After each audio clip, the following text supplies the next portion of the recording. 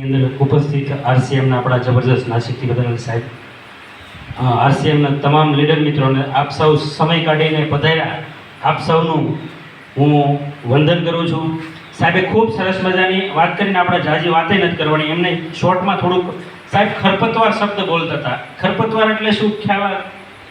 ખરપતવાર શબ્દ આપણા માટે નવો લાગશે, એટલે ખડનાશકની વાત કરતા હતા સાહેબ કે ખડનાશક જે છે આપણે ખડ બાળવા માટે જે દવાનો વપરાશ કરીએ છીએ એમની વાત કરી.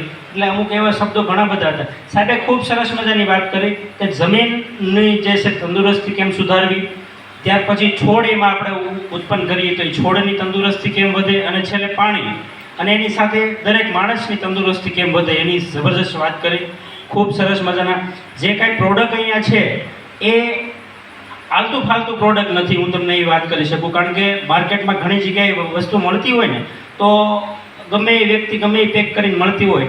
આમની સાથે જે એગ્રીકલ્ચર એટલે કે ICAR Indian council of agriculture research જે દિલ્હી ખાતે છે, એમના તમામ યુનિવર્સિટીઓ છે, પંજાબની છે, નહેરુ યુનિવર્સિટી છે, આ બધી જ યુનિવર્સિટીમાં હું પણ મુલાકાતે જઈ આવેલો છું. એમની ઓર્ગેનિક સર્ટિફિકેશન થયેલી દરેક પ્રોડક્ટ છે.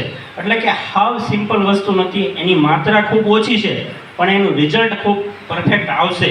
એટલે કે જમીનને સુધારવા માટે સાહેબે કીધું કે આપણે આડેધડ જે કંઈ વસ્તુ નાખીએ છીએ બંજર થઈ ગઈ છે અને જમીન કડક થઈ. વર્ષો પહેલાં આપણા વડીલો હતા હળથી ખેતી કરતા હતા એટલે પોચી હતી. અત્યારે ટ્રેક્ટરો લઈને આપણે કટર મારીએ છતાં પણ ભરભરી બનતી નથી. એની પાછળનું રીઝન એ છે કે આપણે યુરિયા નાખીએ, DAP આડેધડ વાપરીએ.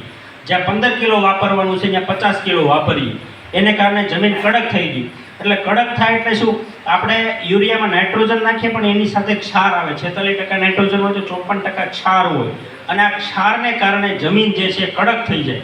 તો કડકને પોચી કરવા માટે એની જે પ્રોડક્ટ સાહેબે સરસ મજાની વાત કરી એ કામ કરે છે.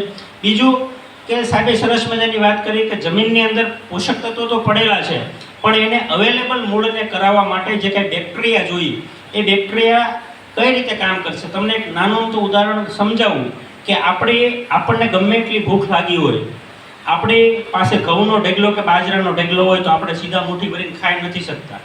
કારણ કે એ ઘઉંનો ઢગલો હોય, બાજરાનો ઢગલો હોય તો એને દળાય લોટ થયા પછી એમાંથી રોટલી કે રોટલો બને ને પછી આપણે ખાઈ શકીએ. આપણી સામે હોય તો પણ નહીં ખાઈ શકતા. એવી જ રીતે છોડનું છે, દરેક મૂળની આસપાસ નાઇટ્રોજન પડેલું છે, ફોસ્ફરસ પડેલું છે, પોટાશ પડેલું છે, માઇક્રોન્યુટ્રિયન્ટ બધા જ પડેલા છે, પણ છોડ ખાઈ નથી શકતો. કેમ? કારણ કે જમીનમાં બેક્ટેરિયાની સંખ્યા જ નથી. આપણે આડેધડ બેક્ટેરિયાની સંખ્યા વધારવા માટે સાહેબે કીધેલી સરસ મજાની પ્રોડક્ટ જે છે એ ઉપયોગ કરશો તો એ અવેલેબલ તત્વો છે એ લભ્ય સ્વરૂપમાં ફેરવાશે અને દરેક મૂળ લઈ શકશે. એટલે છોડને બધા જ પ્રકારના પોષક તત્વો મળી રહે અને છોડનો ગ્રોથ ખૂબ સરસ થશે. એવી રીતે સાહેબે ખૂબ સરસ મજાની, કારણ કે આપણે જોઈએ ગમે શાકભાજીની અંદર આપણે ખાતા હોઈએ તો એની અંદર પણ ખૂબ બધા પ્રકારની આપણે દવા છાંટતા હોય તો સરસ મજાની કીટની વાત કરી, ચૂસ્યા પ્રકારની જીવાતની દવાની પણ વાત કરી, એ પણ આપ વાપરી શકો છો. કારણ કે આને કારણે તમે ધીમે ધીમે કરીને આ ઓર્ગેનિક ખેતી તરફ જે છે પ્રાકૃતિક ખેતીનું મિશન છે સરકારનું, તો એમાં ધીમે ધીમે કરી અને આપણે આગળ વધી શકીએ ઓછા ખર્ચે. અને આપણા આના ખેતી આવનાર સમયમાં જરૂરી છે કારણ કે આપણા પરિવાર અને આપણા ભવિષ્યના બાળકો, કારણ કે મને ખબર છે કે હું MSc એન્ટો કરેલું છે આણંદમાં, મેં મેક્સિમમ દરેક શાકભાજીના એનાલિસિસ કરેલા છે.